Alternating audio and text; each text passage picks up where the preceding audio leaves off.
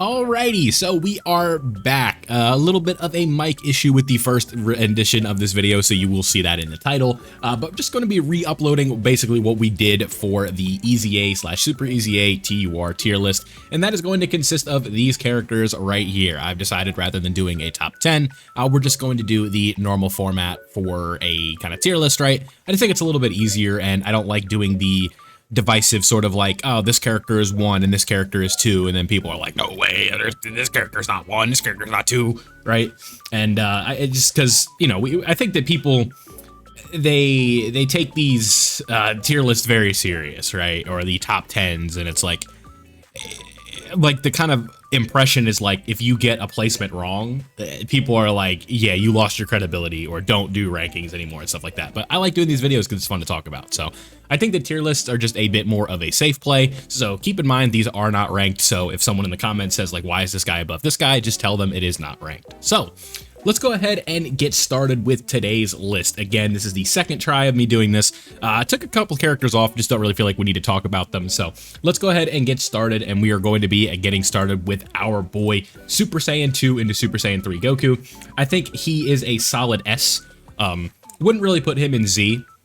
But what I like about this character is the dodge chance that he brings to the table. But I think where he's sort of lacking a bit is terms of like the guard and the damage reduction department, where these things are super important now, right? Especially in modern content, having damage reduction and guard is extremely important.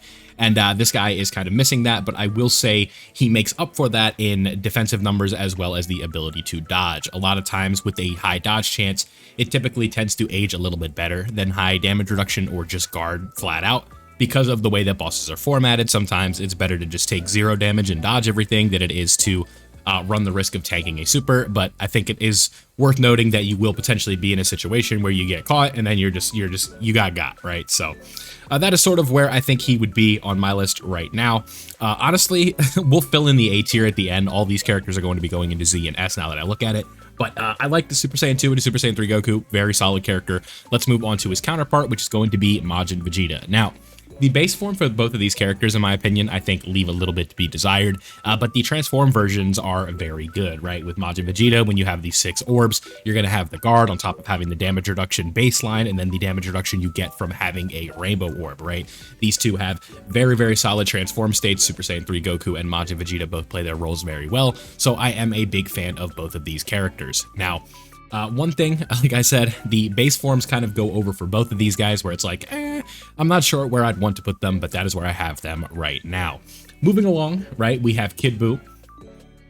This one will be like loosely sort of ranked here. I like Kid Buu better than these guys by a lot, right? I think he is substantially better because of the early on damage reduction that this guy has, the ability to have 70% damage reduction on top of, you know, everything that he's doing with the attack stacking and buildup that this guy does. He is one of those fun characters where the buildup just happens so fast, where it's like you open up with like a 10 million super, and then the next one is like 17 million, and then before you know it, you're like 25 million. And especially considering this is more of a demonic power category character, you can run him next to Glorio, so I think that is always going to be like a bit of a buff, right? Especially if you're running like a pure like Buu team with Glorio, going to be very important, right? Because Glorio, he may be a 200% lead, but he is not traditional in the sense of him being a 200% lead, because he is just, if you're running 2 of them, you are constantly having that 50% support. So it is like, obviously it is a 200% lead, but like it feels a little bit more than that because you are constantly under that high support. So that is where I have Kid Buu right now. Very solid character. I'm a big fan of his design, where he is in the game right now. I think that the lack of guard sometimes can be a bit of an issue, and this is just like a common nitpick with a lot of characters, right? Where it's like, you really, really, really want to have both. And obviously they can't always do that. And that is the case with this character right here, where you're just going to have that 70% damage reduction until you're hit 6 times. So what this character can do is potentially hold it down and slot 1 for you for a little bit while you wait for these other characters to build up, and then you're going to be in a good spot with them. So that is where I have this character right now. I think S tier is a solid spot. There's only, I think, 4 characters that are in the Z spot, but that is okay. Let's go ahead and move on to the next character, which is Beerus-sama. I like Beerus a lot. Holds it down really well on the Int Broly team, right? What you'd kind of want to hope for is like he's on turn 2 or something like that. So that way you get the Broly domain up and stuff like that, because Int Broly's domain, like if you're running that team, it is the most important aspect of the run every single time. Can you get Int Broly's domain up? Because if you don't have Int Broly's domain up, things could get a little bit dicey for you, right? So making sure that you have that up is always going to be very important. And in this case with Beerus, he does. So being able to help out with the team, being that solid slot 1, he can go slot 1 at times. He can go slot 2. He can always go slot 3. He's a good floating character who's going to have constant damage reduction, who's just going to hold it down for you defensively, which is exactly what his team needs. No high risk, no high reward with this character. One other important aspect to his kit that I think we need to talk about as well is going to be the fact that he has the rage mode, right? This rage mechanic is not underrated at this point. Everybody knows how good a giant form or a rage mode is. Just to the point where it's like, if we can reshift attacks, take away AoEs, take away supers, you're always going to inherently have a little bit more value than some other characters because it's easier to win runs with you, right? What is the most important thing in Dokkan, right? Especially when you're playing difficult content, it's winning the content. What helps you win the content? Taking away supers, taking away AoEs, moving stuff around. It's always extremely important. And I think that this Beerus is doing a very good job of doing that. So, very valuable character. I think S is the spot for him. Not quite on the level of the highest of the high for EZAs right now, but I am a big fan of this character. Now, unfortunately, I don't like doing this because I like this character, but Super Vegito, I'm going to put it A, because if that Scouter is not up, he is a fish. You are just hoping that he doesn't get caught, right? And he gets caught a lot. And in my experience using him, he can do damage on his counters and stuff like that. That's great. But in enemy supers, your run is over unless he dodges it. And it kind of sucks because this isn't really a character like I guess you would want to run him full dodge, huh? Because like if he does end up taking a hit on those normals, he's going to build up the crit chance and stuff like that. And the additional super isn't like a must have. But it's tricky. Like this character I don't see him being like a mainstay on every team he's on. And he's like a last-ditch option for me, where it's like, I guess I gotta run Super Saiyan Vegito here. And that sucks, because Super Vegito is my favorite fusion, so at least he's the best character in the game right now, in terms of the LR scope of things, but I don't think that the TUR landscape, he really, they hammered home the Super EZA, unfortunately. Super Gogeta, I think, is definitely better, but there you go. So, Vegito, that's where I put him. Let's move on to my GOAT. Number 1. If you were to tell me who number 1 is, to me, it's this guy, right? If we're just talking about EZAs and Super EZAs for TURs, this is my number 1 right now. I really, really, really, really, really like Int Buuhan, right? This is an extremely fun character to use. He has offense, he has defense, he has damage reduction, he has healing, he has support. Everything you are looking for in terms of a TUR Super EZA, I think that this Buuhan is bringing to the table. If you guys are using this as a reference for your redstone choice, I absolutely would recommend to the highest degree possible that you pick up. I think, honestly, unless he's rainbowed for you, I'm willing to go as far as to say if you don't have him, he is a must pick up. And I don't say that often, but I think if you have a redstone still and you have not picked up this guy and you are still missing him, you are making a mistake. That is how good this Super EZA is. I am such a fan of this character right now, and he is very, very, very good. I think the only competition to me right now would either be Vegeta, the GT Vegeta, or Cell, but I like Buuhan better than Cell. So there we go. That is who I would have at Z. Let's move on to the next one, which is going to be physical Super Saiyan 2 into Super Saiyan 3 Goku. Now, when it comes to Super Saiyan 3 Goku himself, I have no complaints, but where the kind of issue comes up is the sort of base form and his transformation condition. Turn 3, 77% HP is definitely difficult. And if you guys know, I'm sure there's no way I'm the only player who's experienced this. His can be tough to activate, right? To get into Super Saiyan 3. Once you get into Super Saiyan 3, you're living large, right?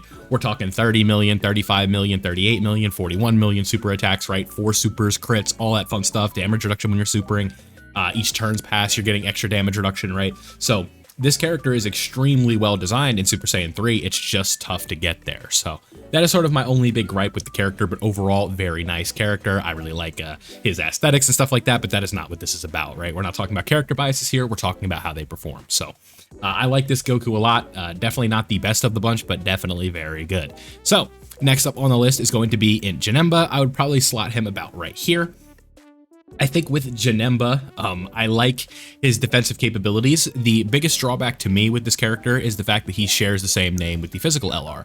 So there's a lot of times where it's like, hey, I'm not going to put physical Janemba in slot 1, and I'm floating off Int Janemba or and putting in Janemba in slot 1, it's like you run into that issue with links, and that's going to impact the character negatively. So how are we going to work around that?